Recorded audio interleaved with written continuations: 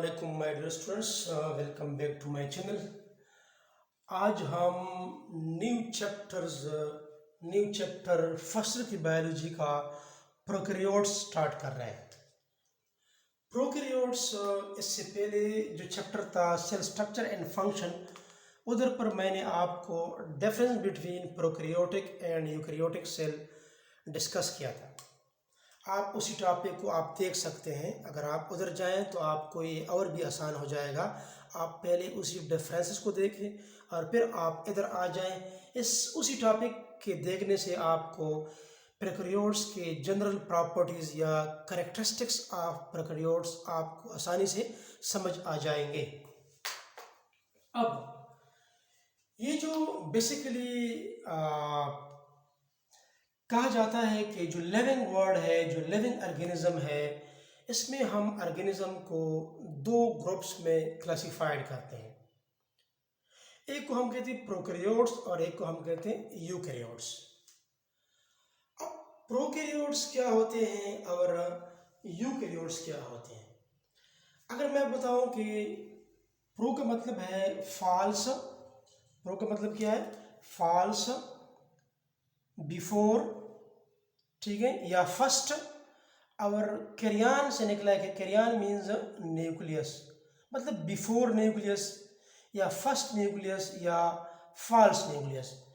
मतलब क्या हो गया कि प्रोकैरियोट जो होते हैं स्पेशली, फॉर एग्जांपल ये आपके पास एक बैक्टीरिया है, फॉर एग्जांपल आपके पास बैक्टीरिया है। अभी जो बैक्टीरिया है इसके अंदर क्या मौजूद है? इसके अंदर ये क्रोमोसोम मौजूद है जो कि डीएनए है, क्रोमोसोम। अब ये जो क्रोमोसोम है, अब ये क्रोमोसोम, ये डीएनए इसी बैक्टीरिया के साइटोप्लाज्म में पाया जाता है। साइटोप्लाज्म में कोई प्रॉपर न्यूक्लियस नहीं है। कोई प्रॉपर न्यूक्लियस किस तरह नहीं है? क्योंकि इसी डीएनए के ऊपर जो है इस तरीके से प्रॉपर न्यूक्लियर मेम्ब्रेन नहीं है, जो मैंने ब्लू में शो कर दिया। जब न्यूक्लियर मेम्ब्रेन ना हो क्रोमोसोम के गिर्द तो हम कहते हैं दे लेक मेम्ब्रेन बाउंडेड न्यूक्लियस। इसमें membrane bounded nucleus mean nuclear membrane नहीं होता। और इसी किस्म के ऑर्गेनिज्म को हम कहते हैं प्रोकैरियोट्स। ये प्रोकैरियोटिक ऑर्गेनिजम्स हैं। और दूसरा जो आपके पास टाइप है यूकैरियोट्स। फॉर एग्जांपल ये आपके पास कोई यूकैरियोटिक सेल है, फॉर एग्जांपल एनिमल सेल है, और उसके अंदर ये क्रोमोसोम जो है ये मौजूद है जो डीएनए और हिस्टोन प्रोटीन पर मुश्तमिल होता है। अब देखिए, अब इसका जो ये क्रोमोसोम है इसके गिर्द ये न्यूक्लियर मेम्ब्रेन मौजूद है, प्रॉपर न्यूक्लियर मेम्ब्रेन मौजूद है। जब न्यूक्लियर मेम्ब्रेन मौजूद हो मीन सेल के अंदर एक प्रॉपर न्यूक्लियस है, तो हम कहते हैं क्या है? Eu means true, karyon mean nucleus, किसके अंदर ट्रू न्यूक्लियस क्या है? मौजूद है। तो आपको मैंने पहले बताया था कि टोटल जो है 5 किंगडम्स है। 5 किंगडम्स में से जो जिस तरह हम कहते हैं कि किंगडम मोनेरा है, प्रोटिस्टा है, फंजाई है, प्लांटी है, एनिमेलिया है। इसमें से जो सिर्फ पहला वाला है मोनेरा, इसमें सिर्फ और सिर्फ प्रोकैरियोटिक ऑर्गेनिज्म मौजूद है। प्रोकैरियोटिक ऑर्गेनिज्म मोनेरा में इसको किंगडम प्रोकैरियोटिक भी कहा जाता है। और इस जो 4 है, प्रोटिस्टा है, फंजाई है, प्लांटी, एनिमेलिया है, उसमें यूकैरियोटिक ऑर्गेनिज्म, वो सारों में यूकैरियोटिक ऑर्गेनिज्म मौजूद है। तो prokaryotic those organism which lake membrane bounded nucleus which have before nucleus, which have false nucleus, eukaryotes which have true nucleus, जिसमें true nucleus मौजूद होता है। तो प्लांट्स, एनिमल्स, फंजाई, प्रोटिस्ट, ये सारे क्या है? 4 किंगडम वाले, इसमें यूकैरियोटिक टाइप ऑफ न्यूक्लियस होता है, सेल होते हैं। और जो प्रोकैरियोट्स, जो बैक्टीरिया और साइनोबैक्टीरिया है या जो अर्किया है, अर्किया, इसमें भी क्या होता है? इसमें ये प्रोकैरियोटिक फॉल्स न्यूक्लियस होता है, प्रॉपर न्यूक्लियस इसमें पाया नहीं जाता। अब जनरल प्रॉपर्टीज ऑफ प्रोकैरियोट्स मैं आपको जनरली बता दूं। मैं बता भी चुका हूँ डिफरेंस बिटवीन प्रोकैरियोट्स और यूकैरियोट्स में। दोबारा देखें, ये प्रोकैरियोट्स अगर आप देखें स्टार्ट में इधर मैंने लिखा है कि यूबैक्टीरियम आइसोलेटम, ये यूनिसेलुलर सिंपल ऑर्गेनिज्म हुआ करता था, या it is also called hyperthermophile. Eubacterium isolatum और हाइपर थर्मोफाइल, ये बैक्टीरिया जो थे ये यूनिसेलुलर सिंपल ऑर्गेनिज्म हुआ करते थे प्लेनेट अर्थ पर। इसी ज़मीन के सरफेस पर। कब? 35 मिलियन ईयर्स एगो, जो कि बराबर है 3.5 बिलियन ईयर्स एगो। 1 मिलियन में 10 लाख होते हैं और 1 बिलियन में ऑलमोस्ट 1 करोड़ होते हैं। तो 35 मिलियन बराबर है 3.5 बिलियन के। तो ये जो सिंपल ऑर्गेनिज्म थे, यूबैक्टीरियम आइसोलेटम और hyperthermophile, hyper means more, therm mean heat, phile mean loving, ये मोर हीट लाविंग होते हैं, हाई टेम्परेचर में भी एग्जिस्ट करते हैं, तो ये पाए जाते थे। तो फिर क्या हो गया, ये जो आपके पास यूबैक्टीरियम आइसोलेटम है, ये बाद में जो है किस चीज़ में कन्वर्ट हो गए, ये प्रोकैरियोट्स में कन्वर्ट हो गए, प्रोकैरियोट्स में। अब इसका मतलब ये है कि prokaryotes are evolved from the eubacterium isolatum which are found 35 million और 3.5 बिलियन ईयर्स एगो। ये प्रोकैरियोट्स जो आजकल भी मौजूद है, इसी ऑर्गेनिज्म से वजूद में आ गए हैं, ये यूबैक्टीरियम आइसोलेटम। और ये ऑर्गेनिज्म आजकल मौजूद नहीं है, ये इसका इवॉल्व्ड फॉर्म है, ये evolution, Irtika, gradual changes with the passage of time, इसमें सेंचुरी अभी लगती है, ठीक है। अब ये प्रोकैरियोट्स क्या है, सैंपल ऑर्गेनिज्म है, एक ही सेल पर मुश्तमिल है, मीन यूनिसेलुलर है, सैंपल है, सादा किस्म के एक सेल में, मोस्ट एबंडेंट। चूँकि ये इब्तिदा से पाए जाते हैं, ज़मीन के जो ज़मीन की पैदाइश जो है आलमोस्ट उसी टाइम से ऑलमोस्ट ये पाए जाते हैं, तो दैट्स वाई ये मोस्ट एबंडेंट है, बहुत ज़्यादा तादाद में पाए जाते हैं और ये हर जगह पर पाए जाते हैं। ये कॉस्मोपॉलिटन होते हैं, कॉस्मोपॉलिटन मीन प्रेजेंट एवरीवेयर, या आप कह सकते हैं, अगर मैं इधर लिखूं कि cosmopolitan, cosmopolitan are ubiquitous mean present everywhere, mean present everywhere का मतलब ये है कि ये पानी में भी पाए जाते हैं, एयर में भी पाए जाते हैं, लैंड होस्ट पर भी पाए जाते हैं, पानी की डेप्थ में भी पाए जाते हैं, फ्रोजन लेक्स में भी पाए जाते हैं, तो हर जगह पर पाए जाते हैं, मोस्ट एबंडेंट। और ये हीट के खिलाफ, लो टेम्परेचर के खिलाफ रेजिस्टेंस शो करते हैं, दैट्स वाई इसकी तादाद बहुत ज़्यादा है। और अगर इसको 20 मिनट फेवरेबल एनवायरनमेंट मिले 20 मिनट के लिए, तो 100,000 टाइम अपने आप को रिप्लिकेट करते हैं, अपने बच्चे पैदा करते हैं। और ये एंशंट ऑर्गेनिज्म है, कदीम ऑर्गेनिज्म है, कितना पुराने हैं, ठीक है, 3.5 billion years ago. Closely resemble the first organism to evolve on the earth. ये प्रोकैरियोट्स मुशाबहत शो करते हैं जो पहले ऑर्गेनिज्म पाए जाते थे, क्योंकि हम कह सकते हैं, चूँकि आजकल के प्रोकैरियोट्स इसी ऑर्गेनिज्म की तरह मुशाबहत शो करते हैं, तो हम कह सकते हैं कि आजकल के प्रोकैरियोट जो मौजूद है, ये इसी ऑर्गेनिज्म से इवॉल्व हो गए हैं, इसलिए क्लोजली रिजेंबल, मुशाबहत शो करते हैं। और lived and evolved all alone on the earth over a billion years before the advent of eukaryotes। अभी यूकैरियोटिक जो ऑर्गेनिज्म थे वो प्लेनेट अर्थ पर नहीं आए थे, ये अकेले तौर पर बिलियन ईयर्स एगो ये पाए जाते थे, अपने आप को रिप्लिकेट करते थे, अपनी तादाद को बढ़ाते थे। इस वक्त तक यूकैरियोट्स मौजूद नहीं थे, क्योंकि इवोल्यूशनरी साइंटिस्ट कहते हैं कि इसी ऑर्गेनिज्म से प्रोकैरियोट्स आ गए, फिर फोटोसिंथेटिक प्रोकैरियोट्स आ गए, साइनोबैक्टीरिया वगैरह, अर्किया वगैरह, ठीक है, फिर बाद में यूकैरियोटिक ऑर्गेनिज्म आ गए, फिर इससे मल्टीसेलुलर वजूद में आ गए। तो ये इवोल्यूशनरी साइंटिस्ट इस तरीके से कहते हैं। और ability to resist the harsh condition, सख्त कंडीशन, हार्श कंडीशन, इसमें एबिलिटी है to exploit the harsh condition. चूँकि ये इब्तिदा से हैं, बहुत पहले से पाए जाते हैं, तेज़ी से रिप्लिकेट करते हैं, ठीक है, इवोल्यूशन इसमें हुई है, तो ये ज़्यादा हीट हो, लो टेम्परेचर हो, हर किस्म के हालात में ये रह सकते हैं, दैट्स वाई इसमें ये एबिलिटी है कि ये सर्वाइव कर सके। Too small to be seen with the naked, इतने छोटे हैं कि नेकेड आई से नज़र नहीं आते, बट विद द माइक्रोस्कोप, इसको हम सिर्फ और सिर्फ माइक्रोस्कोप से हम इसको क्या कर सकते हैं, इसको हम देख सकते हैं। अगर मैं थोड़ा सा इसको दोबारा जूम कर लूँ थोड़ा सा, अच्छा, अभी ये प्रोकैरियोट जो है इसकी इम्पोर्टेंस क्या है। इधर मैंने लिखा है कि life on earth can not exist without prokaryotes, कि ज़मीन पर जो ज़िंदगी आजकल लिविंग ऑर्गेनिज्म मौजूद है, अगर प्रोकैरियोट्स ना होते तो ये लाइफ भी नहीं होती। तो प्रोकैरियोटिक्स ऐसे कौन से फंक्शन परफॉर्म करते हैं जिसके नतीजे में आजकल के लिविंग ऑर्गेनिज्म इसी प्लेनेट अर्थ पर एग्जिस्ट कर रहे हैं। सबसे पहले है फिक्सेशन ऑफ एटमॉस्फेरिक नाइट्रोजन। ये जो होते हैं, जिस तरह के हम कहते हैं कि राइजोबियम बैक्टीरिया है, राइजोबियम आप लोगों ने लोअर क्लास में पढ़ा होगा, नाइट्रोजन साइकिल के कुछ खास किस्म के प्लांट होते हैं, लेग्यूमिनस प्लांट्स। अगर मैं आपको बताऊं कि फॉर एग्जांपल ये आपके पास एक प्लांट है, फॉर एग्जांपल ये सॉइल सरफेस है और ये प्लांट्स के रूट्स हैं, इसी रूट्स में राउंड स्वेलिंग होते हैं, इसको नोड्यूल कहा जाता है। These rounded swellings are called nodules.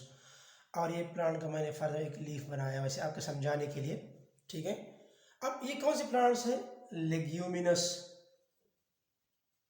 Leguminous plants, ठीक है। जो लेग्यूम, इसके फ्रूट इस तरह होते हैं, जैसे कि मटर हो गया, लोबिया हो गया, एस्पेरेगस हो गया।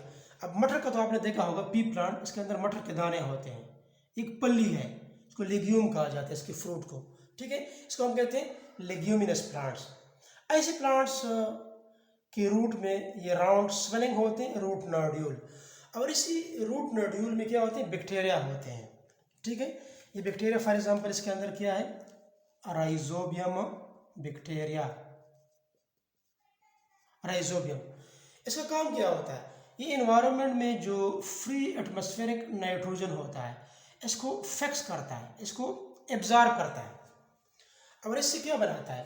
इससे ये बनाता है NO2 NO3 बनाते हैं, और प्लांट इसी NO2 NO3 को रूट्स की मदद से एब्जॉर्ब करते हैं, अपने बॉडी में से प्रोटीन बनाते हैं।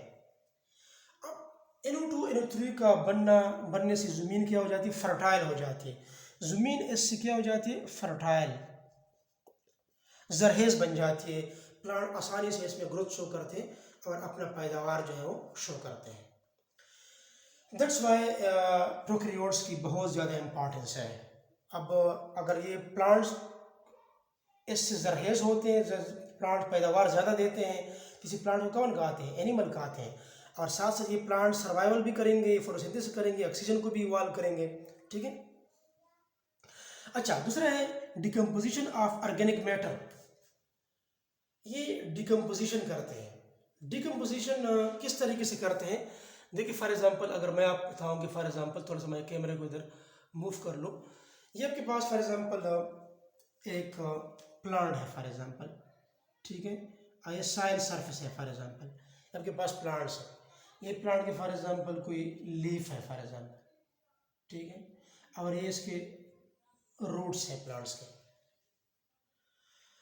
अब क्या होता है कि ये प्लांट्स साइल से क्या एब्जॉर्ब करता है? न्यूट्रिएंट्स को एब्जॉर्ब करता है, साइल से न्यूट्रिएंट्स। न्यूट्रिएंट्स क्या है? फॉर एग्जांपल कैल्शियम है, मैग्नीशियम है, फास्फोरस है, आयरन है, एट्सेट्रा। ये ज़मीन से इस न्यूट्रिएंट को प्लांट रूट की मदद से अपटेक करता है। अब ये न्यूट्रिएंट्स प्लांट की बॉडी में आ जाते हैं, प्लांट इससे ऑर्गेनिक और इनऑर्गेनिक सब्सटेंसेस बनाता है। अब इसी प्लांट्स को कौन खाता है? इसी प्लांट्स को फिर खाते हैं एनिमल्स, एनिमल्स इसी प्लांट्स को खाते हैं। अब ये न्यूट्रिएंट्स प्लांट के बॉडी में, एनिमल के बॉडी में चले जाते हैं। अब क्या होगा? यही प्लांट्स और एनिमल्स की जब डेथ होती है, दोनों की इसकी डेथ होती है, तो सॉइल सरफेस पर पड़े रहते हैं। फॉर एग्जाम्पल ये आपके पास प्लांट्स और एनिमल्स के बॉडीज हैं, ठीक है। तो इसी प्लांट्स और एनिमल के बॉडीज पर कौन अटैक करते हैं? स्पेशली इस पर अटैक करते हैं दो किस्म के ऑर्गेनिज्म है, फंजाई एंड बैक्टीरिया, ये इस पर अटैक करते हैं। तो ये बैक्टीरिया और फंजाई जो है स्पेशली, ये क्या कर जाते हैं? ये इसी डेड बॉडीज ऑफ प्लांट और एनिमल पर अटैक करते हैं। एज ए रिजल्ट ऐसी डेड बॉडीज़ को तहलील करते, डिकम्पोज करते, अपने इस पर जो डाइजेस्टिव एंजाइम्स है इस पर रिलीज करते हैं, तो ये बॉडी लूज हो जाती है। तो ये जो इसके अंदर जो केमिकल थे स्टोर थे दोबारा ज़मीन के अंदर आ जाते हैं, दोबारा ज़मीन के अंदर आ गए। ज़मीन से प्लांट इसी न्यूट्रिएंट को दोबारा एब्जॉर्ब करते हैं, फिर इसी प्लांट को एनिमल खाते हैं। कौन खाते हैं? एनिमल्स खाते हैं। एनिमल और प्लांट की जब डेथ होती है सॉइल सरफेस पर पड़े रहते हैं, तो फंजाई और बैक्टीरिया इसको डिकम्पोज करते हैं, फिर इससे ये न्यूट्रिएंट जो होते हैं ज़मीन के अंदर लीच डाउन दोबारा परकुलेट हो जाते हैं और प्लांट दोबारा अपने रूट्स की मदद से इसको दोबारा अब्जॉर्ब करते हैं। तो ये न्यूट्रिएंट एक साइकिल में चलते रहते हैं, बायो जियो केमिकल साइकिल। कभी ये बायो लिविंग के बॉडी में होते हैं प्लांट और एनिमल के बॉडी में होते हैं, कभी जियो ज़मीन के अंदर होते हैं। कौन? ये केमिकल बायो जियो केमिकल साइकिल परफॉर्म करते हैं। ये मेनली कौन परफॉर्म करते हैं? फंजाई और बैक्टीरिया। दैट्स वाई हम कहते हैं कि फंजाई और बैक्टीरिया को हम कहते हैं कि ये natural cleaner of the earth है। इसको नेचुरल स्कैवेंजर्स भी कहा जाते हैं। हाकरोब झाड़ू देने वाला जो सफाई करता है, तो नेचुरल क्लीनर्स भी है, नेचुरल स्कैवेंजर भी है, नेचुरल डिकम्पोजर्स भी है। क्या? डिकम्पोजिशन का डिकम्पोजर्स भी है। ठीक है, इसका बहुत ज़्यादा रोल होते हैं इन्वायरमेंट को साफ़ करने में। जिस तरह कि कोई जानवर जब मर जाता है, आप एक रास्ते पर जाते हैं, एक जानवर आपको मरा हुआ मिलता है, लेकिन जब आप उसी रास्ते पर फिर एक महीने के बाद दोबारा जाते हैं तो फिर मरा हुआ जानवर उधर फिर नहीं होता। इसको साफ़ किया होता है किसने? हमारे पास नेचुरल स्कैवेंजर मौजूद है, फंजाई और बैक्टीरिया इसको साफ़ करते हैं। तो ये न्यूट्रिएंट रिसाइकलिंग में भी हेल्प करते हैं। तो क्या है? प्रोकैरियोट जो है basically decomposition of organic matter, ये डेड बॉडीज है प्लांट और एनिमल की, इसको डिकम्पोज करते हैं। ऑर्गेनिक मैटर, ऑर्गेनिक केमिस्ट्री आप लोगों ने पढ़ा हो, इसमें कार्बन, हाइड्रोजन और ऑक्सीजन होते हैं। तो प्लांट और एनिमल दोनों में कार्बन, हाइड्रोजन, ऑक्सीजन तो होते हैं। तो ये इसी प्लांट और एनिमल के डेड बॉडी को हम कह सकते हैं कि क्या ये डेड ऑर्गेनिक मैटर है। ऑर्गेनिक मैटर इसी प्लांट और एनिमल की बॉडी को कहा जाता है बेसिकली, आप इसमें कंफ्यूज ना हो। इसके अलावा थर्ड जो मेन फंक्शन है फोटोसिंथेसिस, इसमें जो फोटोसिंथेटिक होते हैं या जो साइनोबैक्टीरिया वगैरह होते हैं, ठीक है, ये क्या ये फोटोसिंथेसिस करते हैं, मच सोर्स ऑफ ऑक्सीजन, ये ऑक्सीजन को इवॉल्व करते हैं। ठीक है, इससे कहा जाता है कि पहले इसी प्रोकैरियोट्स जो साइनोबैक्टीरिया है उससे पहले ज़मीन पर या एनवायरनमेंट में जो ऑक्सीजन का परसेंटेज था वो 1% था। जब 2 बिलियन ईयर्स एगो ये साइनोबैक्टीरिया, ये फोटोसिंथेटिक प्रोकैरियोट्स आ गए, तो ये 21 की बजाय जो है ये परसेंटेज ऑक्सीजन का एनवायरनमेंट में 21 हो गया। किसका? ऑक्सीजन का। तो ऑक्सीजन ये क्या करते हैं, ये फिर ओजोन लेयर को भी क्या करते हैं, इसको भी स्ट्रांग बनाते हैं। तो ये प्रोकैरियोट्स इंपॉर्टेंट फंक्शन परफॉर्म करते हैं। दैट्स वाई इसके बगैर लाइफ का एग्जिस्ट होना क्या था, ये पॉसिबल नहीं था। ठीक है, तो जनरल प्रॉपर्टीज़ ऑफ प्रोकैरियोट्स या कैरेक्टरिस्टिक्स अगर क्वेश्चन आ जाए तो आप इसको लिख सकते हैं। बाकी आप ये भी कह सकते हैं कि प्रोकैरियोट्स जो होते हैं उसमें 70S राइबोसोम होता है। ठीक है, इसमें साइटोस्केलेटन जो होता है नहीं होता। इसके अलावा प्रोकैरियोट जो होते हैं उसमें माइटोसिस और मियोसिस नहीं होते, मीन सेल डिवीजन, बल्कि इसमें क्या होता है, बाइनरी फिशन होता है। ठीक है, बाइनरी फिशन। इसमें जो मेम्ब्रेन बाउंडेड ऑर्गेनेल्स है, mitochondria, Golgi body, endoplasmic reticulum, ये जो है ये प्रोकैरियोट्स में क्या होते हैं, एब्सेंट होते हैं। ठीक है, तो इसके अलावा इसमें जो रेस्पिरेशन होता है वो मीजोसोम, सेल मेम्ब्रेन का जो मीजोसोम होता है वो परफॉर्म करते हैं, और इसके अंदर इम्पॉर्टेंट रेस्पिरेटरी एंजाइम होते हैं। तो that is all about the characteristics of the prokaryotes, जो मैंने आपको समझा दिया। तो ये आपका बेसिकली आज का लेक्चर था। That lecture was basically the prokaryotes. तो मैं आपको थोड़ा सा आपके लिए जूम करवाऊँ, अगर आप इसका स्क्रीनशॉट लेना चाहते हैं तो आप ले सकते हैं। इसके बाद इंशाल्लाह नेक्स्ट टॉपिक हम टेक्सोनॉमी ऑफ प्रोकैरियोट्स पढ़ेंगे। ठीक है, अगर आपको ये लेक्चर पसंद आया है तो चैनल को सब्सक्राइब करें, बेल आइकन को प्रेस करें और अपने दुआओं में हमें ज़रूर याद रखिएगा। अल्लाह हाफ़िज़।